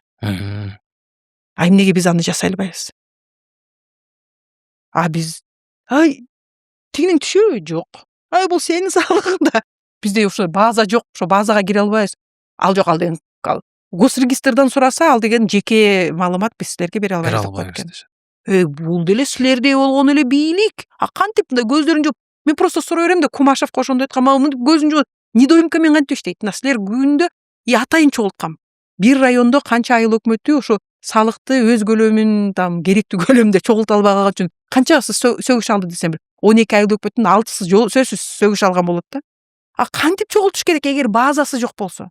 Билбесе, реестры жок болсо, таяна турган документи жок болсо. Кантип мындай половинчатый эле жанагы эле өгөй балдардай эле болгон отношение болсо депчи. Ошон үчүн бул аябай чоң, жана силер айтып атпайсыздарбы, сүйлөшүү, ишеним. анан атын атаса куту сүйнөт дегенде ушу салыкка байланыштуу да. Мына мен салыкты төлөп атам. Ал көп салык төлөгөндөн кийин анан аны деген уруулар тоноп кетет эмес. Наоборот, уру кирбейт. Карачы көрсө ушул бай киши бар болгондуктан момунча салык төлөп, андан сырткары момундай төлөмдөрдү жасап, муну кылып, ушунун аркасы менен биз деген сонун нерселерге жетишип аткан турбайлыкпы деген нерсе мамлекетке берип атыптыр деп, а? Ушул берген дагы жанагы ушул 10%-ымды бергим келбей атат деген эмес, уже көрсө берсем мен атымды эң жакшы салык төлөөчү деген номинацияларды айыл өкмөткө эмне мындай эле жанагы эле грамота кылып койсо, ошого да сүйүнүп, мен бүт элдердин баары чогулганда мен атымды атады. Эң чоң салык төлөөчү баланча экен деп, прям өзүм дагы мындай атуу сезип калган эле маселе да. Ошентип атканда мен да ушундай болгум келет. Мен да убагында аябай сонун иштеп, эң чоң кирешелерди ушул айыл өкмөткө мен алып келип берейин деген кыялдануулар да башталат да. Биз ошол маданиятты акырындан түптөшүбүз керек да. Уже жылдар өтүп баратат. Мен көчө жаш болчумун, бүгүн уже карып баратам. Маселе чечилбейт. Анан ойлойсуң да, эмне себептен депчи. Сонун айтканыңыз жакта бир чепи бекер жарнама болмок экен да бизге. Мисалы жыл сайын отчет берип турса, салыктан бир кызматкери чыгып, жылдын аягында жыл мыктыларын берип атпайбы? Ошол сыяктуу кылып эле мына бизге могулар быйыл монча салык төктү десе, биз ошону карап, мына Куликов мынча төктүр. Демек, мен жеп салым кошуп атырмын, менин да салымым бар экен дегендей кылып, Туура. Анан ЭТТ боюнча бергим келип атат. Бул боюнча артка чегинүү бийликтин элди укканыбы же башынан туура эмес болгонун моюнга алганыбы? Бул башынан туура эмес болгонун моюнда алганы да. Анткени себеби биз мындай эме да кээ бир инструменттер иштебей калганы, ал иштегенге мындай жизнеспособный эмес дегендей да. То есть кээ бир нерселер ишке ашпайт. Ал анткени мындай биз кыргыз эли уникалдуудан эмес, бүт эле Америкада деле мыйзам чегинде ушул салыктын көлөмүн ылдыратып алганга аракет жасашат. Баары эле бул табият ошондой да. Максималдуу мыйзам чегинде сага жол берип атса, могу жерде сендин 4 балаң бар болсо сен льгота аласың десе, чын эле 4 балаң бар да, эмнеге льготаны анда жаздырып коеюн. Анан чоң энеңди баксаң, ал чоң энеңдин льготасы деп койсо, бүт ошол льготаларды максималдуу түрү кезип туруп, анан мынакей мыйзам чегинде мен ушул салыкты төлөшүм керек деген, бул нормалдуу эле көрүнүш да. ЭТТНде кошуна Казакстан киргизип ээси болгондон уже отказ беришкен. Биз ошондо эле айтканбыз, ишке ашпайт. Бул ишке ашпай турган нерсе, бул жана мертворожденный ребенок деген эле да. Убагында ошо кээ бирлер мындай тажрыйба, кошуналардын тажрыйбасы, ошого даярдык кандай, мындай да эми маселе мындай болушу мүмкүн да. Азыр биз цифровизацияга баратабыз, каалайбызбы же каалабайбызбы? Кимге канча акча түшүп атат, каяктан келип атат, эмне болуп атат, баарын көзөмөлдөгөнгө мүмкүнчүлүк бар. Бир четинен доверие жеңилдетип коюп эле, бир четинен ошону сага даже көрсөтпөй, билгизбей контролдоп турганы бул аябай жакшы. Но бирок жанагы адамдан амалга ашып кутулбайт деген мындай да, жеке ишкерлерге кичине жеңилирээк берип атпайбысыздар өнүккүлө дегенде. Анда уже чоң ишкерлер дробление деп коет. Бир чоң компанияны ачып алып туруп, салыкты чоң төлөгөндөн көрө, мыйзам чегинде лучше мен бөлүп алайын деп кылып коет. Бийлик ага карата любой жана ломго дагы бир ломдун приему чыгат деп, сен дробление кылып атасыңбы? Анда вычеттарга деп жанагындай кылып койсо, уже бул чоң компаниялар тиги майдалар менен иштей албай, анда эми кичинекей ишкерлер ИП болбой ОССОлорду түзө баштайт. То есть бул эми дайыма ким акылдуураак, кимди кандай алдап кете алат деген оюн. Бирок баардык маселени эске алганда деле биз кайсы бир акылга, логикага, эффективдүүлүккө багытталган жакка кадам таштап кете беришибиз керек да. Максималдуу түрдө ошол искусственный интеллект дейбизби, биздин IT мүмкүнчүлүктөрүнүн негизинде баарыбызды көзөмөлдөп, анан ачык иштегенге мүмкүнчүлүк берген системаны түзүп ала турган болсок, жалпы баардык кыргыз эл төлөсүн, но мындайдан төлөсүн. Ушуну төлөп коюп туруп, мына мен төлөп атам деген системага келип алсак, ошол жакшы да. Жанагы вычеттери мындай деп азыр аябай контролду да момундай эметип, мындай түрмөгө отургузам дегендерди көзөмөлдөп мындай катылатып атпайбы? Анда бизнес гибкийлигин жоготот. Тиги менен иштейин десе аякта деле штраф болот. тигиндей кылып ийенсе тиякта деле штраф болот. Анан бир күнү бирөөсүн түрмөгө камап койсо мага ушул керекпи? Ада болуп атып акырында кой. Чё-то эме голосование ногами деп коет да. Казакстанга эле кетейинчи деп туруп. Кетип калат. Анан мамлекет менен ишкер эки субъект. Мыйзамдын негизинде бири-бири менен бир нерсени далилдей ала тургандай системада иштеш керек да. А биздикилерде 20 миллион айып салынды. Эмненин негизинде 20 миллион? Каяктан чыккан сумма? Мен көрөт атам, мынча миллион дополнительный салыкты төлөбөй койгон экен. Сен каякта жүрдүң эле ага чейин? Кантип эметтиң? Ким буга чейин эмелердин баарын алып атып, төлөнүп аткан нерселерди карап атып, сен караган эмессиң. Мен ошондой сотторго барып калдым. Эч нерсени далилдей бишпейт. Мамлекетке проблема болду, анда сен проблеманы каалагың келсе, анда мынтип деп счетторунун баарына арест коюп коюшат дагы, мынтип кысып тура берет. Анан бизнесмендерге бул эң эле ошол жаман ошол да. Күндө оборот болуп акча түшүп турган орунда бүт акчасынын баарынан эмеге арестке алып койгондон кийин жок аны мен сураган 20 миллион берип коеюн деп жана Тюлеев биз азыр төлөп атабыз деген ошо кустуризацияны айтып башташат да. А фактически бул ачык айкын эмес. Кустуризациянын акчасы каяка кетип атат? Кайсы салыкка түшүп атат? Кайсы счетко түшүп атат? Канча акча, кайсы органдын аркасы менен келген? Сурасаң эч кимде эч кандай маалымат жок. Анан акырында карасаң баягы акчасы билинбей эле калат да, общий счетко кетип, мүлктөр азыркы бийликтин жакындарына мүлктөр чыгып калып атпайбы? Акчаны антип бул Куликов төлөгөн 20 миллион, бул Шакинин мынча миллиону деп айта албайбыз да. Ал кетти да, ошону менен калды. Бизнес үчүн бул эң эле Америка эмне үчүн алдыга жылды да, алар ишкердин жанагы право собственности, укукка өзүнүн менчикке болгон укугун коргоп беребиз деген үчүн, ал мен иштейм, байым, ушул менин мүлкүм болот, ушул корголот дегенди билген үчүн да.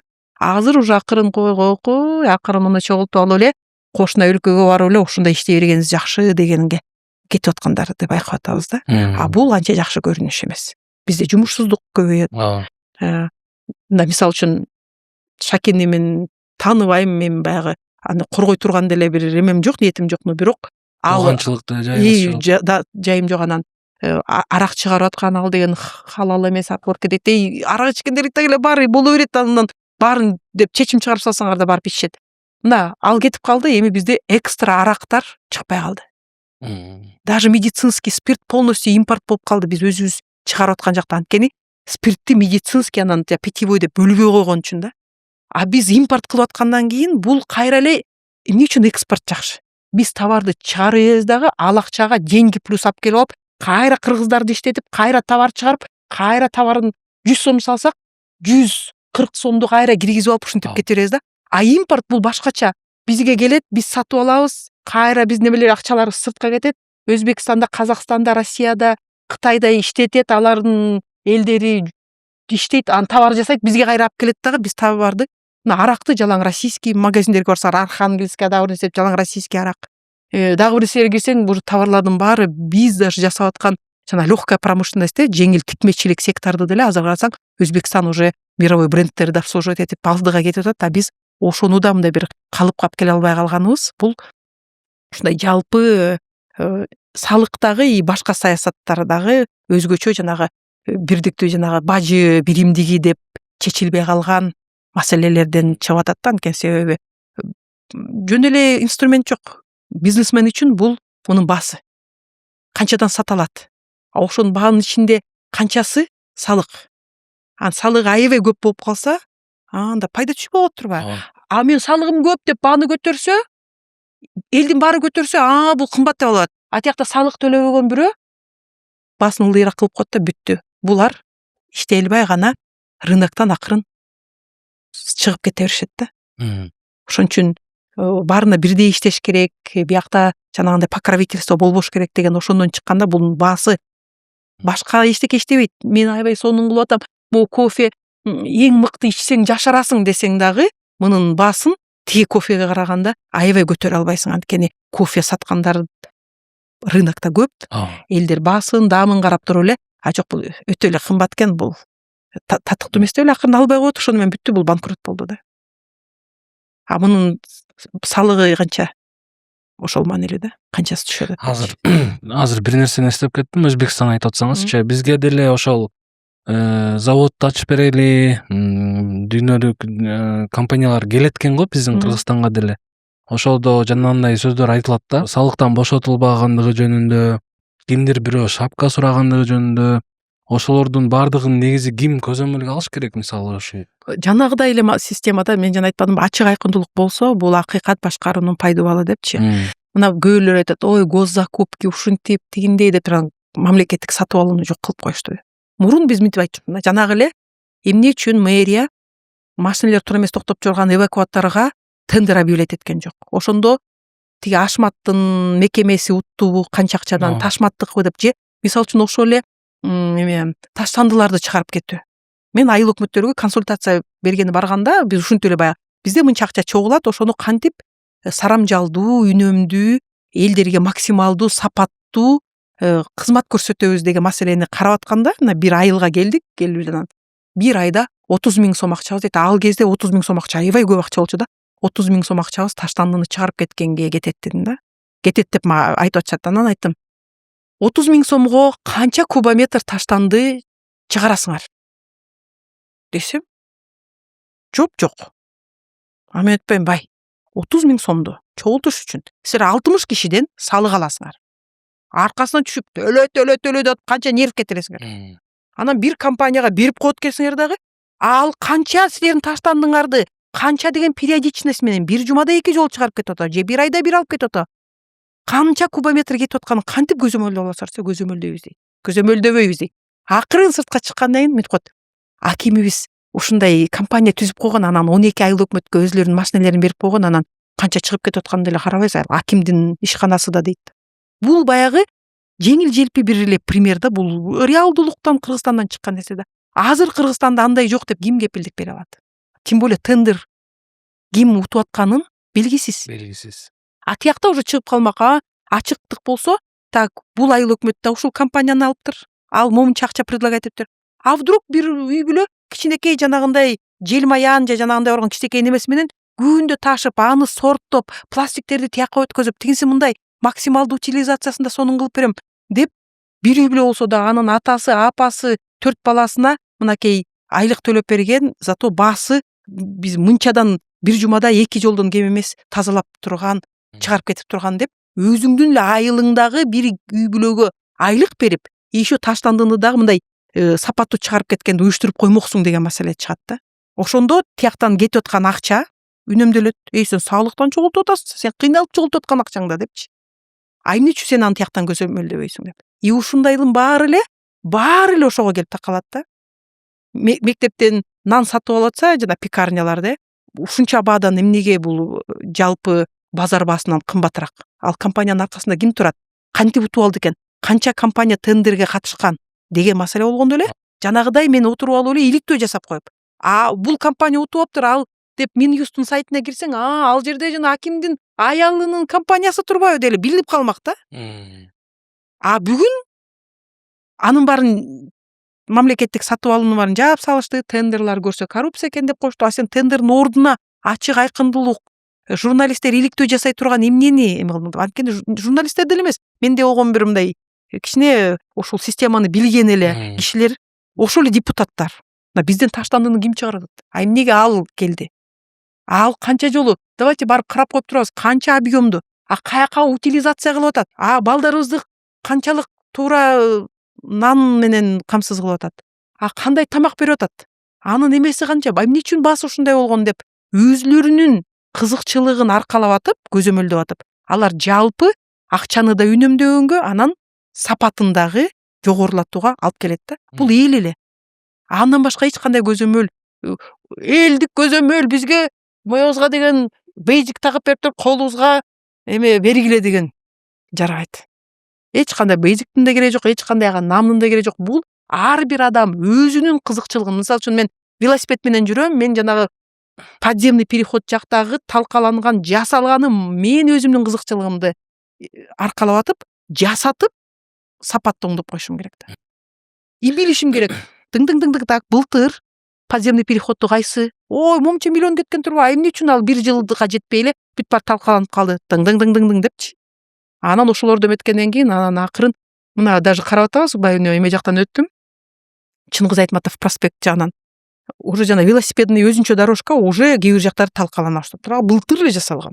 Эмне үчүн асфальт коюлгандан кийин 1 жылдан уже талкаланыш керек. Эмнеси туура эмес болуп калган. Ал жасаган компания аны кайра мойнуна алып туруп сапатын жакшыртыш керек да. Бизде болгон эле кишилер өзүнүн велосипедин тепе баратып думк эткенде эмнеге мындай болду деп анан жазып чыгып эл талап кыла бериш керек. ооба мен өзүм төлөп атам салыгымды, менин салыгымдын ордуна мынакей ушундай велосипедный дорожка түштү деп ошолор эле кайра кайтарып эметип коет да, баягы кант көзөмөлүгү алып коюшат да. Мындай атайлап деле эч ким сен көзөмөлчү болосуң десе, ал жерге конкурс чыгып алат. Бизде бүт бар көзөмөлчү болгусу келишет да. Мен баш болуп. Сиз борбор менен жана жергиликтүү бийлик жөнүндө айтып өтпөдүңүзбү? Мисалы борбор акчаны мен чогултам, силер аткарасыңар деген модель менен аймактарды өнүктүрө алабы? Өстүрө алабы? Андай деле жасаса болот. Мисалы үчүн борбордон таштандыны чыгарып кетүүнү уюштурду деп коелук да. Аны уюштуруш үчүн акча көбүрөөк кетет да. Анткени себеби ар бир айыл өкмөткө канча кишини коюш керек, ага айлык төлөп бериш керек, аркорки деп туруп жөн эле эме кылбайт да, баягы вдохновленный кылбайт да. Баарын акча менен. Жергиликтүү бийликтин өзүнө берип койсо, алар ышкырып туруп эртең ишембилик болот. Мояктардын баарын балдар тазалайт. Бияка мындай кылып чыгалык. Өзүбүздүн айылыбыз. Кеттик. Ошол күнү давай мусор чыгара турган тигинин машинеси бар. Силерге бензин эле коюп берем. Давай. Өзүбүздүн айылыбыз таза болуш үчүн деп туруп, жанагы коомчулуктун мындай өзүнүн жашоосун жакшыртам деген дух менен кирип, сөзүн сүйлөп, ошол эле ишти арзаныраак жасаганга, жергиликтүү өз алдынча башкаруу ылдый жактан болгондон кийин силердин жашооңор деген үчүн ал арзаныраакка түшөт да. Андай уруштуруу болбосо, ушинтип эле отура беришет. Мейли тазаласын, айлык алып атышат, тазалап койсун. Эмне деп жана парктан күндө айтып атпаймынбы, жыйнасам тиги мусорларды таштап кеткенчи. Эмне жөн жүрөт дейсиң, жанагы аял акча алып атат да, жайдан мен ыргытып коем депчи. Бул өзүмдүкү ишембилик кылганда өз-өзүнө айтсак, кой парктарды ыргытпагыла, таштандыны жерге деп ушундай башкача маданият акырына калыптана баштамак да. Ошон үчүн любой ишти, мисалы үчүн кандай десем, оборонаны, аскерди ылдый жакка бергенге болбойт. Анткени ар бир айыл аскерди ошол ал өйдө болот. Калган мектеби болобу, больницасы болобу, потому что айылдагы больницалар ал баягы мындай кичинекей эмелер эле да, мындай чоң операцияны жасаган эмес. Чоң операцияны жасагандар келсе деле, ал да жакшы. Ал жерге мыкты врачтар келсе, медицинский туризм өнүгө баштайт, дагы бир нерсе боло баштайт. То есть жергиликтүү бийлик жака тапшырып, ушул силердин өрөөнүңөр, ошол жакта өзүңөр мисалы үчүн бир жакшы эле больница түшүп калды деп коелук, бир жергиликтүү бийликке бир нарынга деп коелук, бир аябай кыйын офтальмолог депчи. Бүттү анын жанына гостиницалар түшө баштайт. Анткени себеби ошо көзүн дарылатканча туугандары келип жатып турганга, анан таксилер иштей баштайт, кафелер иштей баштайт, тамагын киргизип турганга. Ошентип баягы инфраструктуранын баары көрсө ушундай келген бизге жакшы турбайбы деп, анан ошол эле врачтардын алган акчасынан, айлыгынан киреше салыгы түшүп турат, сонун турбайбы деп туруп, анан элдер дагы эмеге ошондой бир бизнес ячейка ачылганына кызыктар болуп, сен кафеңди ач, сен горнолыжный база ачам деп атасыңбы, акчаң бар болсо ача кой, сен логистический центр ачам деп атасыңбы, ачкын деп.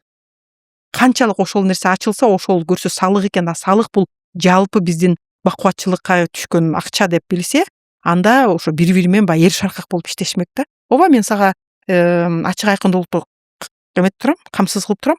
Сен самое главное иште, мен сени поощрять этип коюп турам.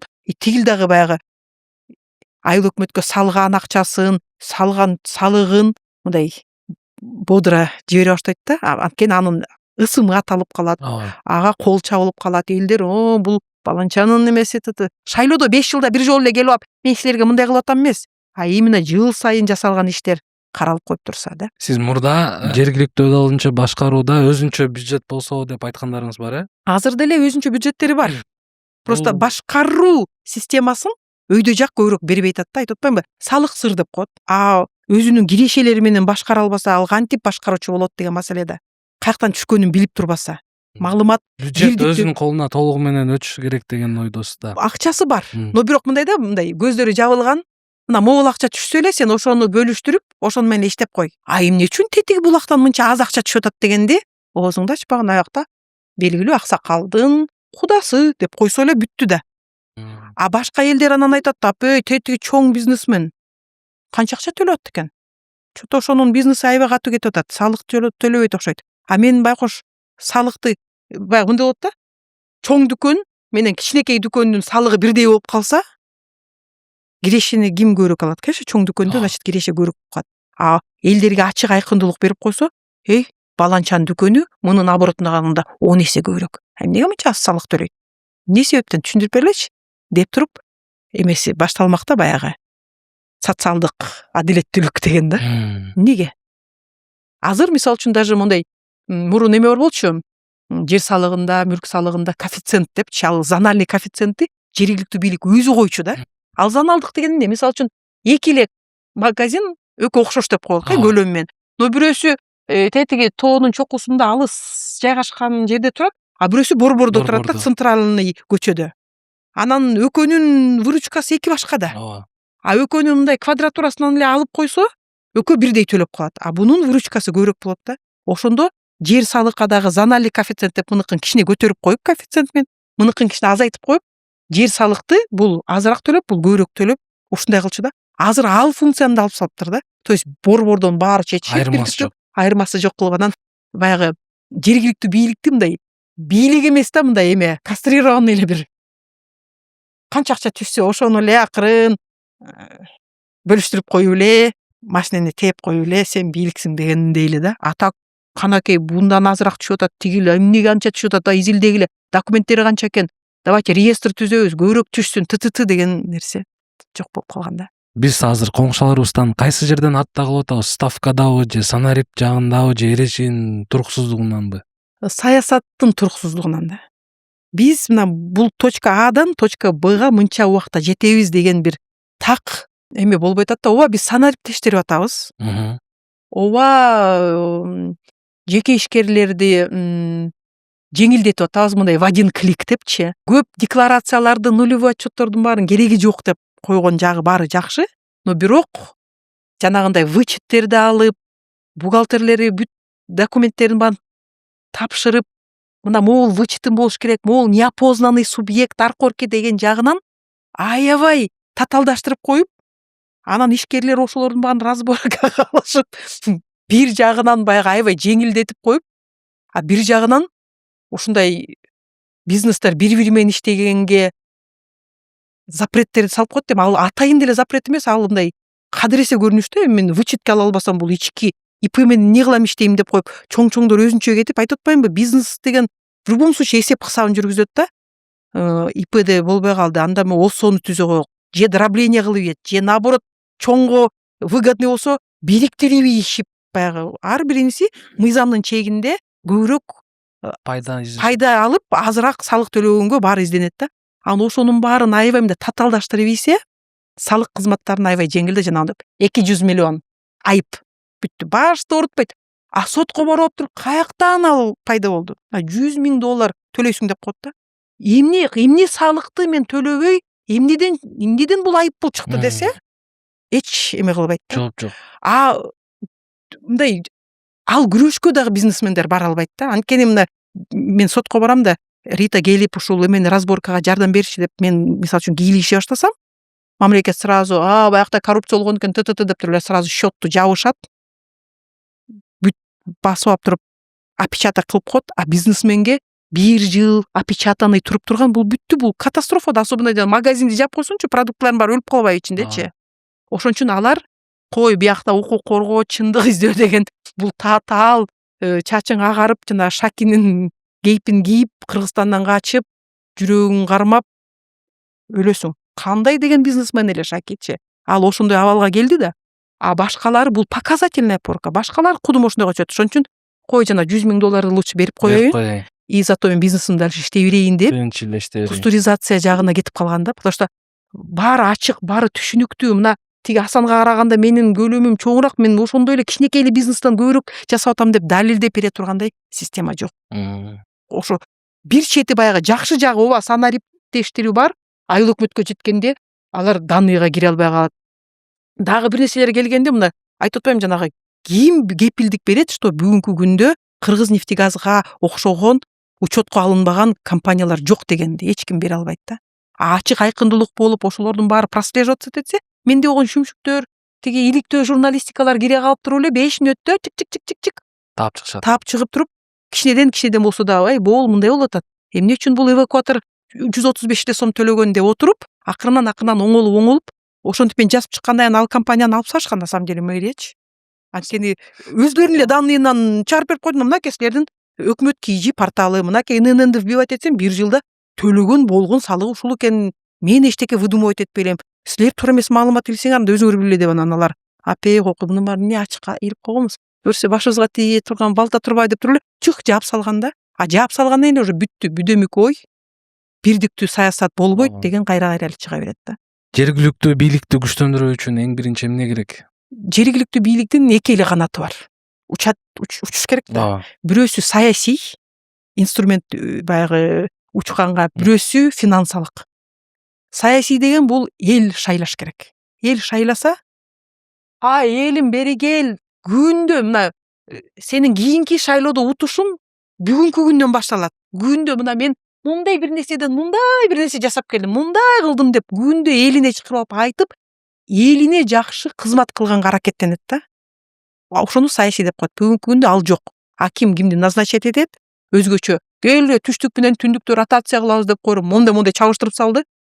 Тет алыстан келген киши же элди тааныбайт, бизде деген жерди билбейт. Бизде да ошондо уруу болуп, анан бул уруунун аксакалы, тилди дегендер толтурат. Ошолорго ар бирине сен аксакал кыйынсың, сиз апа мыйзамды бузуп атасыңар деп ар биринин подходун билип ушинтип иштейт да. Эл менен иштеди ушуда. Анан таптакыр менталитет башка жака келип алып, анан ар бир элдин кыялын эмесин билгече эле уже канча деген убакыт өтүп кетет да. Так тем более еще мыйзамга да жазып кеткенде өзүнүн жашоочусу глава боло албайт депчи. Бул вообще нонсенс да. Мен ушул айылымды көтөргүм келет деген элдер анда барып кошуна айылды көтөрүш керек болот да. Обидно. Мисалы үчүн мен өзүмдүн айылымды көтөргүм келет болчу. Келе кошуна айылдар могуларды карачы сонун экен деп завидовать этип, жарышалы деп, мындай конкуренция болуп, эмне үчүн кошуна айылдар ушунча өнүгүп атат, келе анда биз деле деп ушундай бир нерсеге өтүш керек болчу да. Бул саясий эмеси да. Экинчиси бул киреше. Анткени ар бир кыймыл аракетиң бул акча. Анан сен ошол акчадан момундай саясат кылып, бир эле салык бар, мүлк салык деп коет да. Ичинен жанагындай кыймылсыз мүлккө, кыймылдуу мүлккө, анан жер салыгың бар да. Анан жердин именно бизнесмендерден түшө турганды өйдө жака алып кетип калышып, маалыматын жаап коет. Кимден эмне түшүп атканын алар мына исходный данныйларын ала албайт. Тиги ГАИ деп машинелерден түшкөндөрүнүн ГАИден маалымат ала алышпай, кайсы менин машинам Бишкекте регистрация болгон деп машина айдап жүрө берсе, айылымда 100 000 машина бар экен, төлөгөнү мынча эле, ал эмне үчүн андай чыкпай атат деген моундай жана башаламандыктар өзүнүн киреше тармагына өзү контроль жүргүзө албаган болсо, анда ал кантип башкарууга барат? Кантип эл менен сүйлөшөт? Ооба биз кедей экенбиз, ооба биз кичине алыста жашайт экенбиз, но бирок белимизди бекем булсак, момундай болгон маселелер чечилет деп койсо, алыскылар деле, борбордо жашаган деле, биз бир жылдары Нарындын Дөбөлү деген айылына барып, албай эң мындай алдыңкы каралачы мына момундай нерселерди, пекарняларды аштырып, бир дагы муниципалдык мүлктү бекер жаткырбай, сен пекарня ач, сен тигини жасат, сен муну деп ушундай ишкерлерди эметип коюп, анан 1-2 жылдан кийин уже ижараларды төлөй баштайсыңар.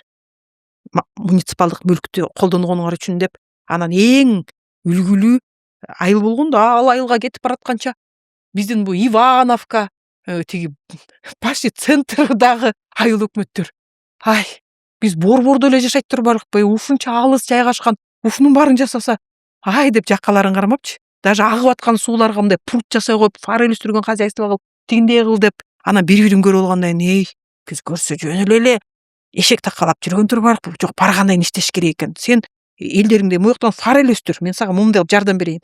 1-2 кийин мындай ижара төлөшсүң. Сен бул жөн турган клубтун моягын момундай кылып иштеткин деп жардам берип коюп, ошо жерге 2-3 үй бүлө кирип иштеп, алар айлык алганда ал ишкерликтен салык төлөп, ушинтип жанагы айыл өкмөттү бир үй бүлө кылып койсо, кел өзүмдүн элимди, мына кытайлыктар бизге акча берет, кредитти. Акчасы менен кошо могу компания ушул ишти аткарат деп еще толтура кытайлыктарды жиберет. Биз аны салып алабыз, кытайлыктар иштеп өзлөрүнүн айлыгын да алып кетишет, саалыгын да өзүнүн кытайын алып кетет.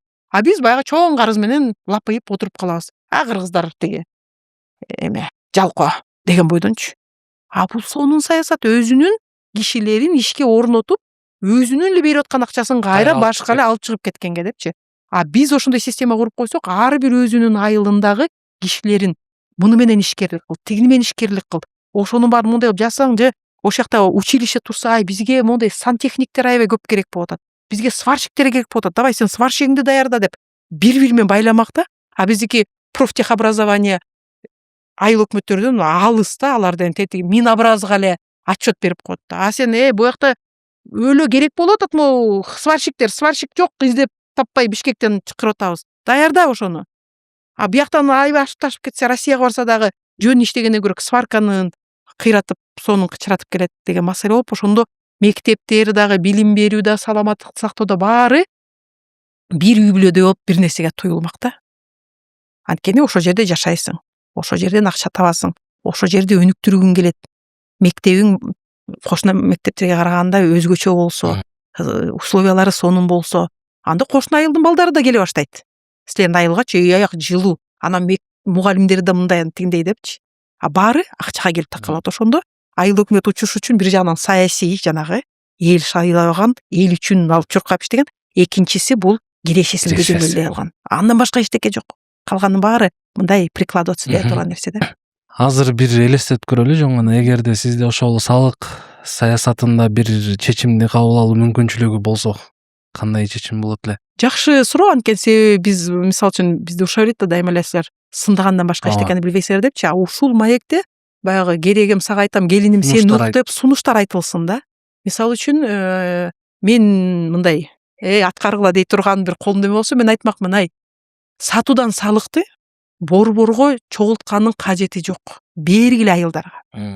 Ошондо айыл өкмөтү канчалык көбүрөөк парикмахер ачылса, алда выручкада налог с продаж аяка түшөт.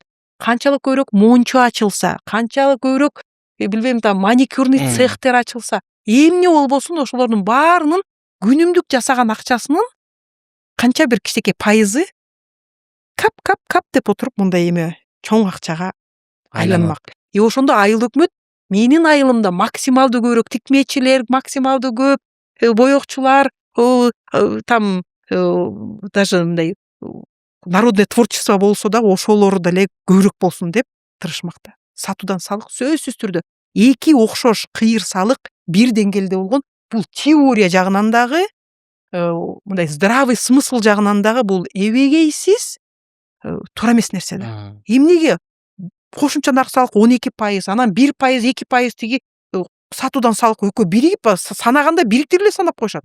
Экөө тең бир жерде иштейт. Тияка жиберип койсо, бул мамлекетке эң көп салык алып келген кошумча нарк салык ал ылдый жакка түшпөшкө ал туура сен керектүү нерселерди камсыздап турат, почти жарымынан көбү ушу кошумча нарк салыктан. Жергиликтүү бийликтер өздөрү акча табып, өздөрү уюштура баштаса, ар бир айыл күчтүү болуп турса, мамлекетке да жакшы да. Ошон үчүн биринчиден тияка бермекмин. Экинчиден жанагы айыл өкмөттөрдүн ушу администрирование болгон, азыр мына делегирование деп коет. Бирөөсү менен да эме келишим түзбөйт. Анан выговор кылып коет. Мен айтам, выговор берердин алдында ал кишинин менен сенде договоруң барбы? Аким сен выговорду жөн эле бере бересиңби? Сен келишим түзүп, сен ушул салыкты чогулткун дегенден кийин чогултпай калса, ага деген тиги сөгүз жарыяласаң болот. Жөн эле сөгүз жарыялай бергенде эмне? Азыр аким, начальник тигилердин баары подчиненный боло башкан да. Өз алдынча башкаруу деген жок болупчу. Тигилер байкуштар көздөрүн жумат дагы бир дагы доступ, маалыматка доступу жок. Кайсы жерден маалымат алып, каяктан санаш керек дегенди. Мисалы үчүн ишкерге барып, сен документиңди көрсөтчү, биз ушуну деле мындай реестрге киргизип алалык десе, сен кимсиң деп коюшу мүмкүн. Мен сага документиңди эмне көрсөтөм? Сен кимсиң? Сен салык эмең барбы, полномочияң барбы? Жок, до свидания. Госрегистр бир нерсе замера кыла турган, до свидания деп коюшу мүмкүн да. Конечно, осознанный киши болсо, мына квадратура мынча деп айтып берип коет. Но ушундай полномочияларды бериш керек да. На бүгүнкү күндө делегирование 0. Айыл өкмөткө эмете турган. Ошондо кошумча нарк салык бул баягы чоң-чоң ийри компаниялар, сатуудан салык көбүрөөк жанагы жеке ишкерлик, эл менен уже элге сата турган кишилер менен иштеген болуп экөө как раз бөлүнүп да калмак да бири биринечи. Экинчиден ачык айкындуулук. Эч кандай салык сыр иштебеш керек. Салык мындан мурунку 2009-жылга чейин болгондой системада өкмөт кийжи бюджетке таандык нерсе ачык болуш керек деген болсо, анда бир дагы чиновник өзүнүн салык төлөмдөрүн жашырмак эмес. Мисалы үчүн шайлоонун алдында эле баягы бизде Нарындан Улан Бакасов чыкты деп эле эмне ишкер кылат экенин билбейт баары эле.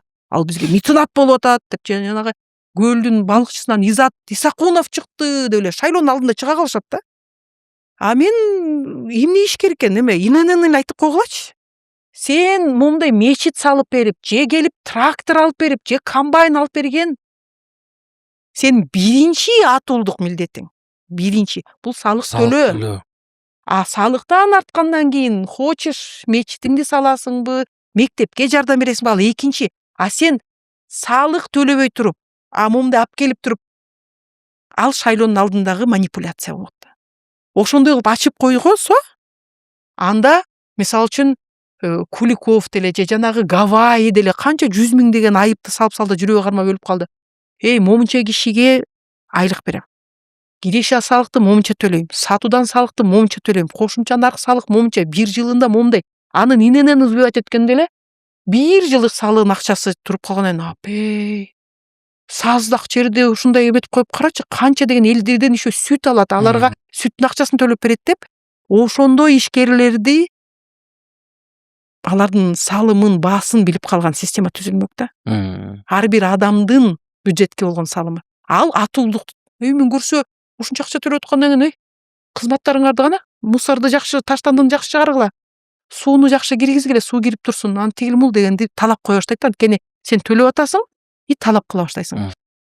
Талап кыла баштаганда уже мамлекеттик бийликтер дагы жакшы иштеп, эчинде таштандыман төлөп атпа, жакшы алып коюп чыгалык деген анан өнүгүү. Таштанды жок, таза, балдар жакшы окутулуп, аларга сонун кызмат көрсөтүлүп, дарыгерлерибиз жакшы иштеп, аппендицит болсо ал жарылып кетип, өлүп калбай, убагында больницага жетип турган коомдо жашасак, неси жаман? Неси жаман? Ар бир көйгөй, бир жеке кишинин көйгөйүнүн аркасы менен системный маселелер күндөн күнгө оңолуп, анан комолуп кетиш керек да. Мисалы үчүн жакында бир кыз чыкты медицина боюнча. Өзүм нейрохирургмун, мени таласка жиберип койду. Аякта эч кандай оборудование жок, мен 1 жыл жөнүлө ушакта отурушум керекпи. Мени нейрохирургический жакка киргизип койгула, мен 1 жылдын ичинде деп. Ал өзүнүн көйгөй, мен ал көйгөйгө уктасам дагы, түш көрсөм дагы ага жете албайт болчумун. Ал кыз көтөрүп чыкты, значит, ошол маселени чечип коюш керек. Тияктан дагы бирөө чыгып, аякта бул суу мындай болуш керек, бирөөсү чыгып алып туруп, бактарак мындай болуш керек деп өзлөрүнүн немелерин айтып чыгат. Ошону менен баягы система оңоло бериш керек да. Ар бири билген жагын айтыпчы. Ошону баягы күчтүү жаран, атуулдук, жалпы күч менен алдыга жылуу болмок да. Сиз жергиликтүү бийликке өтсүн деп айтып өтпөдүңүзбү? Ошондо коррупцияга жол ачуу болуп калбайбы? Көп кишилер ушинтет да, мындай борборго келсе эле ал коррупция жок, а жергиликтүү бийликке барса ал коррупция. Жергиликтүү бийлик мынакей, бир айыл баары көрүнөт. Жергиликтүү бийликтин чоңу кызына чоңураак той берип койсо да, шүмшүк десе, биздин бюджетти бир нерсе кылды деп туруп 5 мүнөттө билип коет. А борбордо коррупция болуп атканын Кыргыз нефтегаз моундай компания деп уже тиги чиновник жумуштан кеткенден кийин иликтөө жүргүзүп атпайбы? Кандай болгон газ менен нефтини ташыганды кантип көрбөй калды деген маселеде. Андан башкалары деле бар, андайды мен азыр просто гарантия бере алам да. Биз деген ачык айкындуулукту камсыз кылбай туруп эле, тиги айыл өкмөткө кетсе, вот бүт бар ушундай айтат, айыл өкмөткө кетсе аякта коррупция болот деп. Аякта коррупциянын өзүнүн менде болгон бир шүмшүк жарандары бар. Келип туруп сен көчө тойду чото катыраак берип ийдиң деп көзөмөлдөп тургандар болот да өзүнө. 1 жылда бюджеттик угуулар болот. Эмеңди, балансыңды илип кой деген болот. Анан жана өкмөт.kg деген порталда любой айылдын названиясын жазсаң, бюджети жылында канча салык чогулуп атат, эмне деген бүт маалыматтар туруп турат. Мен балдарды окутуп атканда, каяктан болосуң, ал айдан кайсы айыл, давай могуктан өкмөт.kgден тап, изилдеп чык. Кандай салыктарын кандай төлөнөт экен, кайсы салыктардан турат экен, канча түшүп атат, аркорки дегендердин баарын изилдетип балдар Мен айылымбы деп мынтип карап, ошентип атып эле алар мен Бишкектен отуруп эле өзүм айылымдын бюджетин чыгарып туруп эле чоото мага түшүнүктүү болбойт атат. Могул эмне үчүн мындай перекос болуп атат деп туруп иликтөө жасап койгонго мүмкүнчүлүк бар да. Коррупцияны ачык айкындуулук менен жеңебиз. Андан башка жол жок. Сонун баардыгы билип көрүп турсак эле бүгүнкү система өнүгүүнү тездетип жатабы же ишеним кризисин күчөтүп жатабы? Мындай позитивдүү жагынан жана санариптештирүү деп атпаймынбы? Бир болбогон нулевой отчетторду бербей эле койгула. Потому что мына мен иштебей элем да, мен иштебегеним тилерге көрүнүп турат да, менин компанияма же бир сом акча түшпөсө, мен салык төлөгөндү, аны нулевой отчетту кагаздарды жыйнап не кылат. Уже бир дагы акча түшпөсө, уже көрүп турат да. Акча түшө баштаса, ана мен отчетторду бербесем, уже тыдыдыдың.